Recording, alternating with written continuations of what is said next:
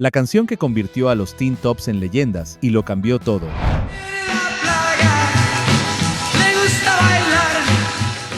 México, a finales de los años 50, ser joven era aburrido.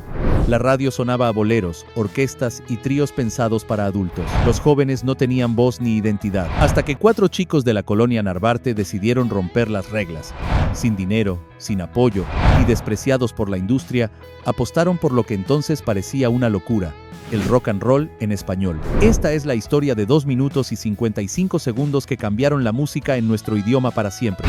Esta es la historia de La Plaga. Antes de los escenarios masivos, antes de las portadas de revistas, antes de que sus nombres se convirtieran en sinónimo del rock mexicano, los Teen Tops eran simplemente un grupo de amigos.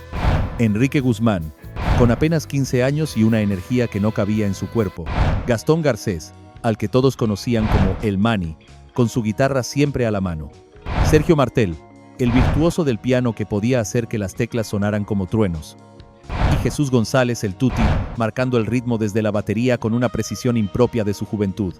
Se conocieron como se conocían todos los chicos de la época, en la calle, en el Deportivo Chapultepec, donde pasaban las tardes patinando y hablando de música. En las tardeadas de los fines de semana, donde las chicas bailaban y los chicos intentaban impresionarlas.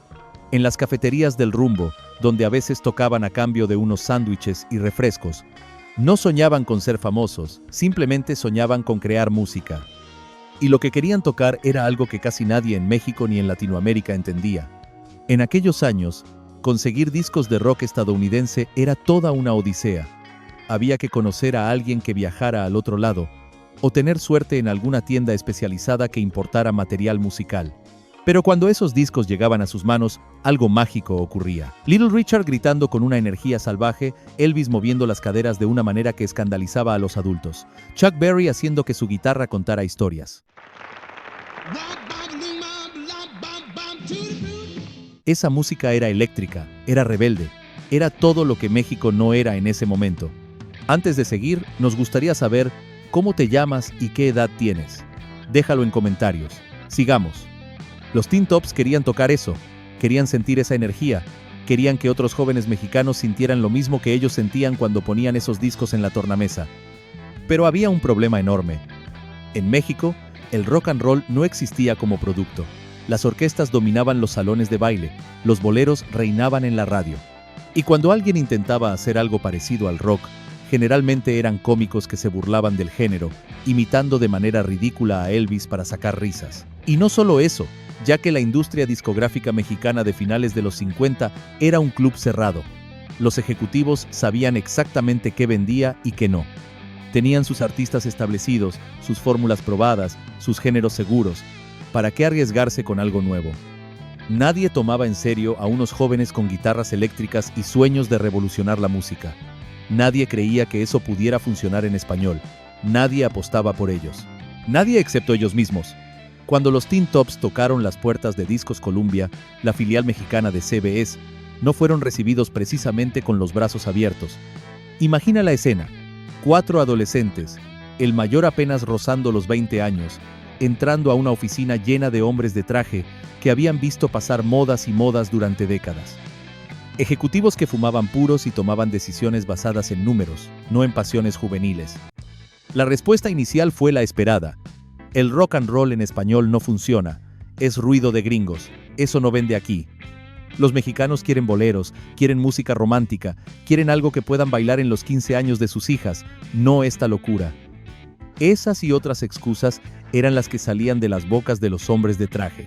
Pero los Teen Tops no se rindieron y regresaron a aquellas oficinas, una vez, 2 veces, las que fueran necesarias, con la insistencia que solo tienen los jóvenes que creen en algo con todo su ser, y eventualmente el cansancio venció a la resistencia. No fue un contrato millonario, no fue un voto de confianza, fue más bien un cállense y veamos qué ofrecen. Les dieron el tiempo muerto del estudio, esas horas que sobraban cuando los artistas importantes ya habían terminado sus sesiones. Les dieron las sobras del presupuesto y sobre todo, les dieron una condición muy clara: si lo que graban no sirve, se acabó. No vuelvan a molestar. Tenían una sola bala, una sola oportunidad de demostrar que no estaban locos, que el rock and roll en español no solo era posible, sino necesario. Todo dependía de elegir la canción correcta. Deja tu like si te está gustando la historia, sigamos. Tantearon todo tipo de discos, desde Elvis hasta Chuck Berry, intentando dar con la canción perfecta. Y entonces, como por arte de magia, apareció ante ellos Good Golly Miss Molly de Little Richard. Good golly, Miss Molly. ¿Por qué eligieron adaptar precisamente esa canción de Little Richard? Podrían haber escogido algo más sencillo, algo más fácil de cantar, más fácil de tocar. Pero los Teen Tops no querían hacer las cosas fáciles, querían hacer una declaración de intenciones. La canción original era un huracán de energía, era rápida, era gritada, era técnicamente demandante. Era exactamente el tipo de tema que los ejecutivos de la disquera habrían considerado imposible de adaptar al mercado mexicano. Por eso la eligieron. Pero aquí viene lo brillante, lo que separó a los Teen Tops de cualquier intento previo de hacer rock en español. No tradujeron la letra, la adaptaron. Hay una diferencia enorme entre esas dos cosas. Traducir es pasar palabras de un idioma a otro, muchas veces perdiendo el ritmo, el sentido, la esencia. Adaptar es tomar el espíritu de algo y hacerlo tuyo.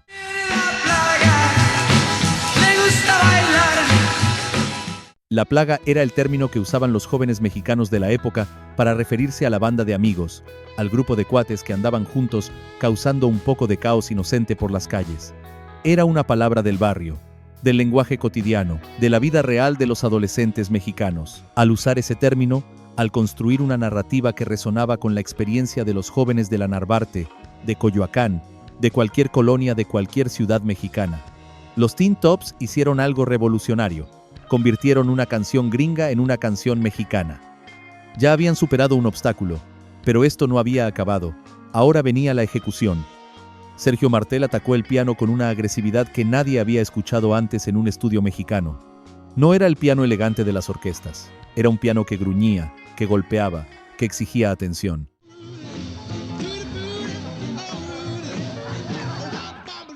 Enrique Guzmán no cantó, gritó, con una voz que no era técnicamente perfecta, pero que transmitía algo que ningún cantante de boleros podía transmitir: urgencia, juventud, rebeldía, esa sensación de que el mundo era demasiado lento y había que acelerarlo a como diera lugar. Quizás su voz no tenía tanto virtuosismo, pero tenía una actitud innegable. Era la representación de la energía de 4 jóvenes que sabían que esa era su única oportunidad y la estaban aprovechando con todo lo que tenían. Así, tras un par de intentos y tomas, un poco antes de que los corrieran de la sala de grabación, habían grabado un single y un lado B. 2 minutos y 55 segundos, eso fue todo lo que necesitaron para cambiar la historia.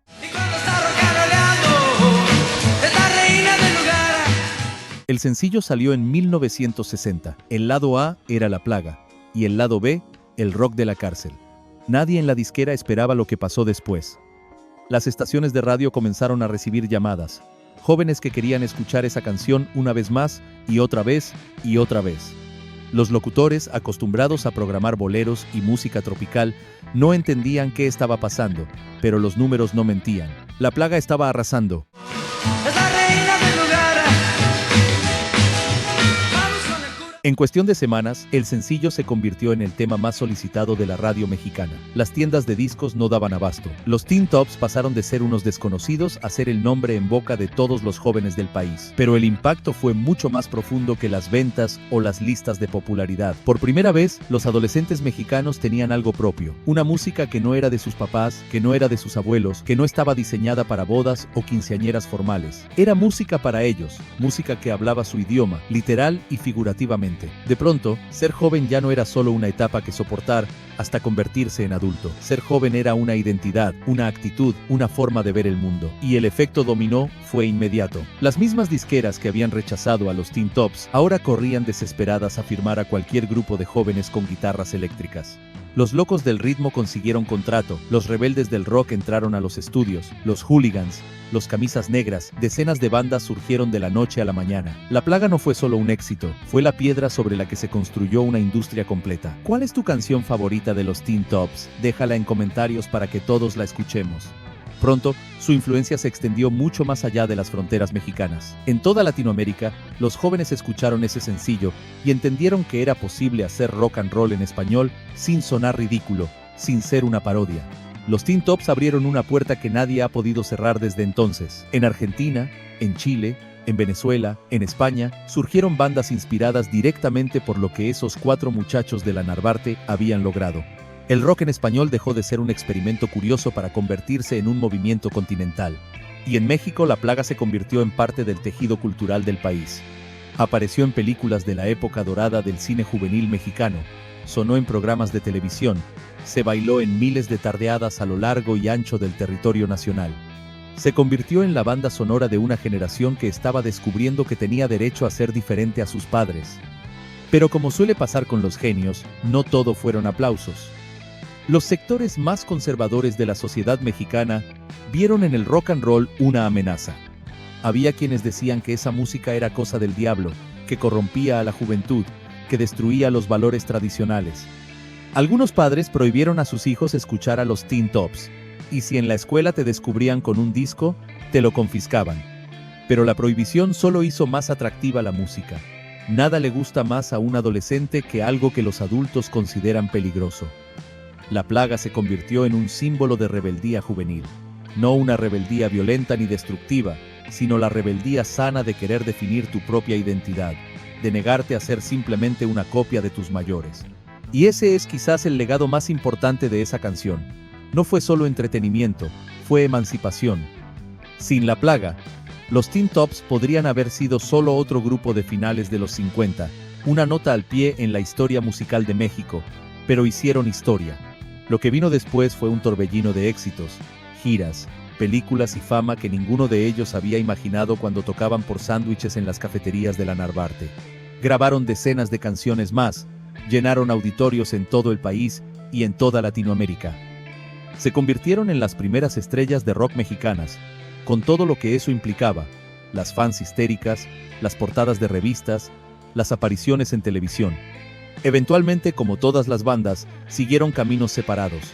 Enrique Guzmán construyó una carrera solista que lo mantiene vigente hasta el día de hoy. Los otros miembros siguieron vinculados a la música de diferentes maneras, pero el legado de los Teen Tops trasciende a cualquiera de sus carreras individuales. Suscríbete al canal si quieres que contemos la historia de tu grupo o artista favorito. Cada banda de rock mexicana que vino después les debe algo. Cada vez que un músico latinoamericano canta rock en español, está caminando por un sendero que los Teen Tops abrieron a machetazos. Desde el Tri hasta Maná, desde Caifanes hasta Café Tacuba, todos son herederos de lo que empezó en ese estudio de grabación en 1960. La plaga demostró que el rock and roll no tenía nacionalidad, que la energía, la rebeldía, la urgencia juvenil eran universales, que se podía gritar en español con la misma fuerza con la que Little Richard gritaba en inglés, y esa lección nunca se olvidó. Han pasado más de 60 años desde que la plaga salió al aire por primera vez. El mundo ha cambiado 1000 veces desde entonces. La tecnología, la política, la sociedad, todo es irreconocible comparado con aquel México de 1960. Los jóvenes de hoy tienen acceso a toda la música del mundo en sus teléfonos. Las barreras que enfrentaron los Teen Tops parecen de otra época, casi incomprensibles. Pero hay algo que no ha cambiado. Pon la plaga en una fiesta hoy, en una boda, en una reunión familiar, en cualquier celebración donde haya mexicanos de todas las edades, y mira qué pasa. Los mayores sonreirán con nostalgia, recordando su juventud. Los de mediana edad reconocerán la canción que escuchaban en casa de sus abuelos. Y los jóvenes, aunque quizás no conozcan la historia detrás, sentirán esa energía que no envejece, ese impulso de moverse, de gritar, de celebrar. Porque la buena música no tiene fecha de caducidad. Los Teen Tops se convirtieron en leyenda no porque fueran los mejores músicos del mundo. Había pianistas más técnicos que Sergio Martel, había cantantes con voces más pulidas que Enrique Guzmán, había bandas con mejor equipo y más recursos. Pero ninguna tuvo lo que ellos tuvieron, el valor de ser los primeros. Los primeros en atreverse a gritar en nuestro idioma, los primeros en demostrar que el rock and roll no era solo cosa de gringos. Los primeros en darle voz a una generación que no sabía que la necesitaba. Hoy en día, vemos que La Plaga no es solo una canción, es el acta de nacimiento de nuestra juventud. Es el momento exacto en que los adolescentes mexicanos dejaron de ser adultos en miniatura y empezaron a hacer algo nuevo, algo propio, algo que el mundo nunca había visto. Y todo empezó con 4 jóvenes de la Narvarte que se negaron a aceptar un no como respuesta. Y así llegamos al final de este recorrido, Te dejaremos por acá un video con otra gran historia de la música si quieres seguir reviviendo la nostalgia de viejas épocas. Nos vemos en una próxima ocasión.